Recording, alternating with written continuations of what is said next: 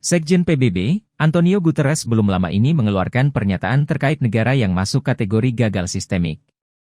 Dalam penjelasannya, Antonio menyebutkan bahwa negara yang masuk kategori gagal sistemik itu, jika membayar bunga pinjaman lebih besar dari anggaran kesehatan atau pendidikan. Berkaca dari penjelasan Sekjen PBB tersebut, anggota Komisi 9 DPR RI dari fraksi PKS, Neti Prasetyani akhir mewanti-wanti pemerintah agar waspada karena menurutnya Indonesia saat ini sudah masuk ke dalam kategori negara gagal sistemik. Jika mengacu pernyataan Sekjen PBB Antonio Guterres, Indonesia sudah masuk ke dalam negara gagal sistemik karena pembayaran bunga utang pada tahun 2022 lebih besar dari anggaran kesehatan 2022, ungkap Neti dalam keterangan medianya, Kamis, 20 Juli 2023. Menurut Neti, dana yang dikeluarkan negara untuk membayar bunga utang jauh lebih besar dari realisasi anggaran kesehatan pada 2022. Realisasi anggaran kesehatan tahun 2022 hanya Rp176,7 triliun, sementara pembayaran bunga utang kita tahun 2022 lebih dari 2 kali lipatnya yakni Rp386,3 triliun, beber politisi asal Jawa Barat tersebut. Neti melanjutkan, seharusnya hal ini menjadi perhatian pemerintah saat memutuskan pengesahan UU Kesehatan tanpa mencantumkan besaran mandatory spending anggaran kesehatan. Mandatory spending adalah belanja atau pengeluaran negara yang sudah diatur oleh undang-undang. Menurut wakil fraksi PKS DPR RI ini, tanpa adanya pencantuman mandatory spending dalam undang-undang, anggaran kesehatan di masa datang akan semakin tidak jelas nasibnya.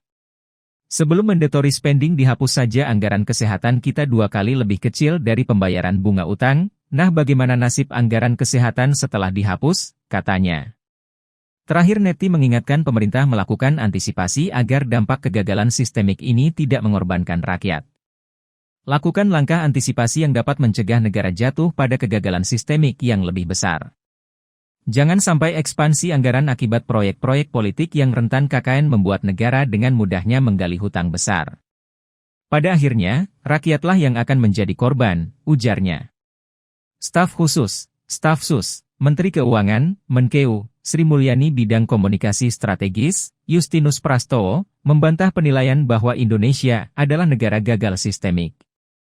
Ia menegaskan bahwa Indonesia bukanlah negara gagal sistemik melalui status Indonesia yang masuk ke dalam kategori negara berpendapatan menengah ke atas atau upper middle income trap versi Bank Dunia. Penilaian ini, Indonesia adalah negara gagal sistemik, tidak berdasar.